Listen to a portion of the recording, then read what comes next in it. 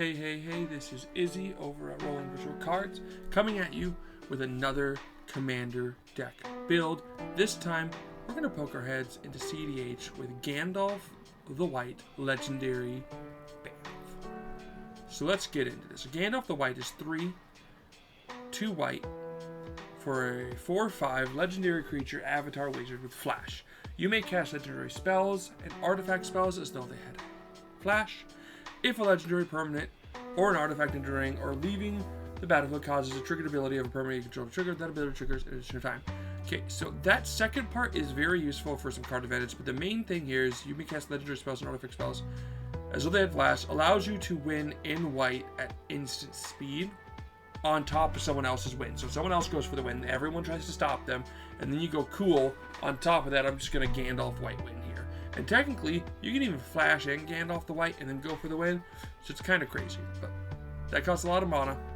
Let's get into the card by card here, okay? First off, we got Walking Ballista. This is 2x for 0/0 artifact creature. Artifact creature construct. Walking Ballista into the battlefield with extra 1/1 counters on it. Pay 4, put a 1/1 counter on Walking Ballista. Remove a 1/1 counter from Walking Ballista. It deals 1 damage to target creature or player. Walking Ballista is part of the combo with, what's the guy? It's, scroll down for with Heliod Suncrown. So I'll go over him for a second. 2 and a white for a 5/5 legendary creature god, enchantment creature god, indestructible as long as his devotion to white is less than 5. Heliod isn't a creature. Whenever you gain life, put a 1/1 counter on target creature you control. Pay 1 and a white, another target creature gains lifelink. So this is 3 to get him out on the field, 1 and a white to give Walking Ballista lifelink, and then you have to pay 4 for Walking Ballista, so it comes in with at least 1 extra white counter. So that is 4, 7, 8, 9. You need 9 mana to just win the game. But you can also get Heliod out early because it's an indestructible enchantment. The chances of it being touched are very slim. Okay, so there's that. Let's continue. Esper Sentinel is 1 white for a 1/1 artifact creature human soldier. When an opponent casts their first non-creature spell each turn, draw a card, unless they pay X, where X is Esper Sentinel's power. So this is just going to draw cards. Card advantage is great in this kind of set, and that's going to very much help you. Mother of Ruins is a white for a 1/1 human cleric. Tap, target creature gains protection with the color of your choice until turn. This really helps protect your win and protect your commander and your other hate bears. Sirius, and it's 1 for a 1 white for a 1/1 creature human monk with lifelink, and as long as you have 30 or more life, Sirius Ascendant is a 5/5 and has flying, so this becomes a 6/6 with lifelink and flying, just from playing the game. A lot of people dislike this card in CDs. They don't think it does a lot. I think it's fine to kind of target the ad nos decks with it, and I kind of like that factor. That's about the reason why it's in here. Archivist of Ogma is 1 and a white for a 2/2 halfling cleric with flash, and if an opponent would search the library, you gain a life, you draw a card. Flash this guy in, they go to draw a card off against a tutor or like a land, like a fetch land, right? And then you just gain a life and draw a card, and people will just kind of ignore it sometimes, just let you draw cards, or they won't be tutoring. Either way, you're winning. Dauntless Dismantler, great card. 1 and a white for a 1/4 human artificer. Artifacts your opponents control into the battle for tap, which is great, but you can also pay 2x in a white and sacrifice to destroy each artifact with mana value X. So you can also just pay 0 and just pop all 0 mana artifacts, which can affect some opponents going off for stuff. You can also ruin some people's combos depending on how you sack this. So there's a lot of access with or options with Dauntless Dismantler. Draneth Magistrator is it also, because artifacts your opponent's going to tap, it does stop like Lionite Diamond loops. Draneth Magistrator is great, 1 and a white for a 1/3 human wizard. Your opponents can't cast spells from anywhere other than their hand. This just stops your opponents from casting their commander. Aetherstone Canonist is 1 and a white for a 2/2 human cleric. Each player who casts a non-artifact spell this turn can't cast an additional non-artifact spell. This card works in your deck because because one of your win cons is an artifact. So you cast Heliod, or you can't cast non-artifact spells. Cool. Walking Ballista is an artifact, so that works in this deck. And then it slows your opponent down. Grand Abolisher is 2 white for a 2/2 human cleric. During your turn, opponents can't cast spells or activate abilities of artifacts, creatures, or enchantments. Cat tax. Here is my cat. She is lovely. She is trying to keep jumping up right now. Give her love. Mirror Retriever is 2 generic for a 1/1 mirror. When it dies, return another target artifact card from your graveyard to your hand. We'll get into that and why that's useful in a bit. Ornithopter of Paradise is 2 generic for a 0/2 Thopter with flying, and then it taps for any color. This is just ramp. Oswald Fiddlebender is 1 and a white for a 2/2 legendary creature golem or gnome artificer with magical tinkering. A white, tap it, sacrifice another artifact, search your library for an artifact with color mana. Value equal to 1 plus the sacrifice mana value's power, put it on the battlefield, shuffle only activated sorcery. So this just allows you to keep going up with your artifacts. And you can stack stuff like Mirror Retriever in order to grab a 3-drop artifact and then retrieve something with Mirror Retriever. So it's not bad. Samwise, the Stout-Hearted is 1 and a white for a 2/1 legendary creature, Halfling Peasant. Flash, when it enters the battlefield, choose up to 1 target permanent card in your graveyard that was put there from the battlefield this turn, return to the battlefield, then the ring comes to you. So this will trigger twice. So you can choose 2 target permanents that were put in the graveyard and put in your hand, which isn't bad. I like it. It's kind of a protection. Thalia, Guardian of Thraben, is 1 and a white for a 2/1 human soldier with a first strike, and non-creature spells you cast cost 1 to cast. This just slows your opponents down, and is a great turn play. Voice of Victory is brand new, coming out of the new Tarkir set. 1 and a white for a 1/3 human bard with mobilize 2s. When this creature attacks, create 2 tapped 1/1 red warrior creature tokens, sacrifice them. At the beginning of the next step, your opponents can't cast spells during your turn. Very useful to just help you win. Aven Mind Sensors, 2 and a white for a 2/1 bird wizard with flash and flying, and an opponent would search the library. They search the top 4 cards of the library instead. Really slows down opponents who need to tutor. Foundry Inspector is 3 for a 3/2 construct artifact creature construct, and artifact spells you cast cost 1 less to cast. This does lower the cost of a handful of things, and there's another combo in this deck that you run. And this just really helps with the Mirror Retriever combo because it makes it cost 1 less. But also this does make your Walking Ballista cost 1 less, so you only need to pay 3. Heliod we went over. Junk Diver is a part of that combo, so it's 3 generic for a 1/1 bird. Artifact creature bird. Flying. When it dies, return another target artifact card from your graveyard to hand. Lauren of the Third Path is 2 and a white for a 2/1 human artificer with vigilance, and when it enters the battlefield, destroy up to 1 target artifact or enchantment. That'll trigger twice, and you can tap it. You and target opponent each draw a card. I don't normally trigger that in competitive. I just like having a removal spell that can be used twice, and it's not bad in that regard. Ranger Captain Evios is great. 2 and 2 white for a 3/3 human soldier. When it enters the battlefield, you may search your library for a 1 or less. Reveal for a card with converted mana cost 1 or less. Reveal and put it in your hand, then shuffle your library. Sacrifice it. Your opponents can't cast non-creature spells this turn. This is great because not only can it find you Esper Sentinel early on, but it can find you Walking Ballista later on for the win. Because it's a 0-drop. Salvage of Ruin is 3 for a 2/1 artifact creature construct. Sacrifice it. Choose target permanent card in your graveyard that was put there from the battlefield this turn, return to the end. Again, this combos with like the Junk Diver and all that stuff. Sanctum Prelate is 1 and 2 white for a 2/2 human cleric, and when it enters the battlefield, you choose a number. Non-creature spells with converted mana cost equal to the chosen number can't be cast. You can pick 2, and the reason why you pick 2 is because your creatures are here. 1 or 2 works, and you can usually stop a lot of things with Sanctum Prelate. It's pretty good. Scrap Trawler is 3 for a 3/2 construct, and whenever Scrap Trawler or another artifact you control is put in the graveyard for the battlefield, return target to your hand. Target artifact card in your graveyard with lesser mana value. This is, again, part of that combo that we're going to be talking about in a little bit once we get to that combo piece. Skyclave Apparition is 1/2 white for a 2/2 core spirit, and when it enters the battlefield, exile up to 1 target non-land, non-token permanent you don't control with converted mana cost 4 or less. And when Skyclave Apparition leaves the battlefield, the exiled card's owner creates an XX blue illusion creature token where X is the converted mana cost of the exiled card. The whole point is to just use as removal, and creature removal is hard to block, it's hard to stop, so it's pretty useful. That's my cat shaking my camera. Strainheim Courser is 2 and a white for a 2/2 Pegasus, flying. Artifacts and artifact enchantment spells you cast cost 1 less to cast. Again, this just helps you with your combos. Thalia, Heretic Cathar is 2 and a white for a 3/2 human soldier, and first strike and creatures non-basic lands your opponent's going to battle tap, slowing them down. Workshop Assistant is 3 for a 1/2 construct, and when it dies, you may return another artifact card from your hand. Again, combo. Jorah's Familiar is 4 generic for a 2/2 bird, and it's got flying, and historic spells cost 1 less to cast.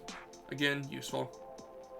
Lore Discipline History is 3 and a white for a 3/3 human artifact, and when it or another legendary creature enters the battlefield under your control, return target artifact card from your graveyard to hand. You trigger this twice, so you get 2 cards back to your hand, which is pretty useful. Teshar, Ancestor's Apostle, is 3 and a white for a 2/2 bird cleric, and it has flying. And when a historical spell when you cast a historical spell, return target creature card with mana value 3 or less from your graveyard to the battlefield. There's a combo that you can do with this, which again is pretty good. And Elvish Norn, Mother of Machines, is 4 and a white for 4/7 Phyrexian Praetor with Vigilance, and when a permanent enters the battlefield, causes the trigger ability of permanent control to trigger, that ability triggers in just time, and permanents entering the battlefield don't cause abilities to trigger your opponent control to trigger. So technically this does stop Thassa's Oracle because it will never get its ETB, which is pretty cool. But other than that, you just have some ETBs, which is the reason why you're running it. So 2 sorceries. Sphinx Reclamation, 2 and a white for a sorcery, return target permanent with mana value 3 or less from your graveyard to the battlefield. If this spell was cast from your graveyard, you may copy that spell, and you may choose a new target for that copy. Flashback, 4 and a white. This just allows you to get cards back to win the game onto the battlefield. Vanquish of Horde is 6 and 2 white for a sorcery. This spell costs 1 less to cast for each creature on the battlefield. Destroy all creatures. Just having a board wipe isn't bad in CDH, and honestly, with how many creatures are on the field, this can just be a 2-drop board wipe, which isn't bad. Instances, we're only running 4. Enlightened Tutor, 1 white for an instant to search your library for an enchantment, artifact or enchantment, put it on top of your library. This grabs one of either part of your command combo. Path and Exile, both just exile creature for 1 white, and Path gives them a basic land tapped, and Plows gives them life equal to the battle. Silence, just your opponents can't cast spells this turn for 1 white. And Heliod's Intervention is 2 X and 2 white. Instant, choose 1, destroy X target artifacts and enchantments. Target player gains twice X life. We're not caring about the X life, we're just, the removal of stuff is pretty good. Artifacts, we'll go over them. Chalice the Void, 2x for an artifact. When it's battlefield with X counters on it, whenever player casts a spell with converted mana cost equal to the number of charge counters on it, counter that spell. This is very useful. You can pay it, because whenever player casts a spell with converted mana cost equal to. So you can hit 0 drops, you can set it for 2, just really slow down your opponents. Chrome Mox comes in, imprints a non-artifact, non-land card, and taps for any colors of that card. Lotus Petal, 0, taps for tap it, sack it, add a color of any color, add 1 of any color. Mox Amber taps for any color among legendaries you control. Mox Diamond hides the field, you discard a land and can tap for any color. Mox Opal taps for any color, but you have to have 3 or more artifacts. Mana Vault's 1 for an artifact, and it taps for, it does not untap during an untap step, and you can pay 4 to untap it. And at the beginning of your draw step, if it's tapped, you lose a life, or it does 1 damage to you, but it taps for 3 colorless. Since its Divining Tap is 1, and look at the top 3 cards of your library and put them back in order, and you can tap it to draw a card and put it on top of the library. Skull Clamp is 1, and you can tap it and you can equip it. Is 1 generic, and you can equip it for 1, and the equipped creature gets +1 -1, and when it dies, you draw 2 cards. Soul Ring is 1, and you tap it for 2. Soul Guide Lantern is 1 artifact, and when it enters the battlefield, exile target card from a graveyard, and you can tap it to sacrifice to exile each opponent's graveyard, or you can pay 1 and tap it and draw a card. Springleaf Drum is 1 for an artifact, and you can tap it to untap a creature you control and add 1 mana of any colors. Arcane Ticket is 2, and you can tap it for any color your commander can color identity. Fellwar Stone costs 2 and can be tapped for any color your opponent's land can produce. Grim Monolith is 2, and it does not untap during the tap step, and you can tap it for 3 colorless, or you can pay 4, and you can pay 4 to untap it. Ichor Wellspring is 2 for an artifact, and when it enters the battlefield or is put in the graveyard, you draw a card. Archaeomancer's Map is 2 and a white for an artifact, and when it enters the battlefield, you search the library for 2 basic planes, reveal them, put in your hand, and whenever a land enters the battlefield under opponent's control, if that player controls more lands than you, you may put a land card from your hand onto the battlefield. This is not in English. View It's the classic switch printing. There we go. Yeah, Ashnod's Altar is... Oh, I skipped one, I guess. Oh, because it's... Well, okay. Cloud Key is 3 for an artifact. As Cloud Key into the battlefield, choose an artifact, creature, enchantment, instant, or sorcery. Spells of the chosen type cost 1 must cast. Ashnod's Altar is an artifact, and you tap it to sacrifice... Or you can just sacrifice a creature and add 2 colorless. And that's the same thing with Kirk Clan Ironworks, which is 4, and you sacrifice it to an artifact to add 2 to your mana pool. This is that combo with all those Mirror Retriever-esque cards, where you just sack them and you get infinite mana. And that infinite mana can be used with Walking Ballista to just win you the game, or to find you other wins elsewhere. It's a fun combo, and I think it's fine CDH-wise. Aether Flux Reservoir is here for 4 artifact. Whenever you cast a spell, gain 1 life.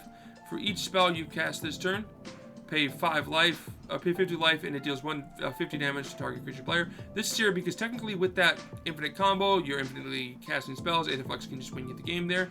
And also, you could stumble upon it. So technically with the infinite mana, you can use Heliod's Invention to gain infinite life, or like thousands of life. And then when Aether Flux, when you stumble upon Aether Flux, you can just win that way. Mystic Forge is a combo with, not only because you're running a lot of artifacts, so this kind of helps.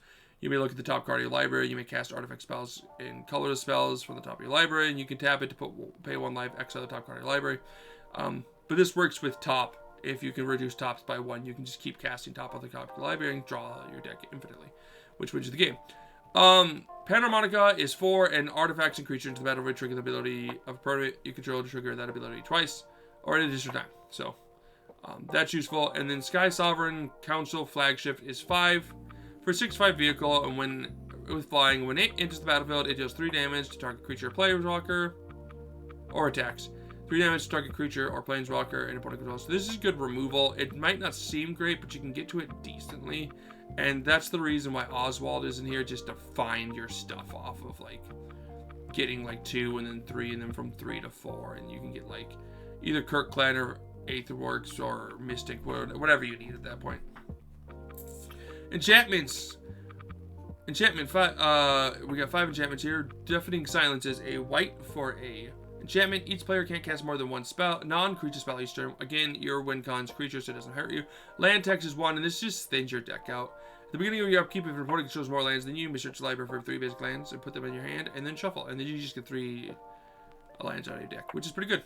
Legion Landing is 1 for legendary enchantment, and when it enters the battlefield, create a 1/1 white vampire creature token with lifelink, and when you attack with 3 more creatures, transform it. And you get that. Yeah, it's just a cheap enchantment. Blind Obedience is 1 and a white for an enchantment with Extort, which can be very useful. To just drain your opponents out. And artifacts you control, artifacts and creatures you can control into battle tap, so that just slows them down. And Smothering Tithe is great. 3 and a white for enchantment. When an opponent draws a card, they may pay 2. If they don't, you get a treasure. And then you just got your classic, like, good good lands. So, overall, this deck is kind of a weird win deck. With Gandalf, there's not a lot that trigger its ETBs that are, like, useful. It's whenever a legendary permanent or an artifact enters or leaves the battlefield. And that's the big key. Or leaving the battlefield cause a trigger that ability triggers it. So, and that's where leaving the battle is actually interesting. And the reason why that's interesting is because stuff like Mirror Retriever, when it dies, return another target artifact card from your graveyard to your hand. That triggers twice. So Mirror Retriever can grab itself and, like, Ornithopter. Or it can grab itself and... oh wait, so it says another, yeah, but, like, it dies and you can grab, like, Junk Crawler and Salvage Ruin. And then you can play them. So that's why it's so useful. Because you are sacrificing stuff, you are losing things. Oswald losing things, and that just allows you to kind of keep the pressure on. So it's an interesting deck. I think it'll get better the more ETBs we get that are good on those card types. So a commander I'm willing to look at more and maybe give an update at some point if I ever work on it a little bit more. So I like it. I think it's fun. I think it could be CDH. At this point, it's probably high power. But I mean, like, you could probably win some of your games in CDH with this. Just kind of like surprising people. So I like it. I suggest playing it if you like Gandalf the White. It's a fun commander. So hope everyone has a good night. Don't forget to like and subscribe. Let me know what you think of Gandalf the White in Commander. Peace.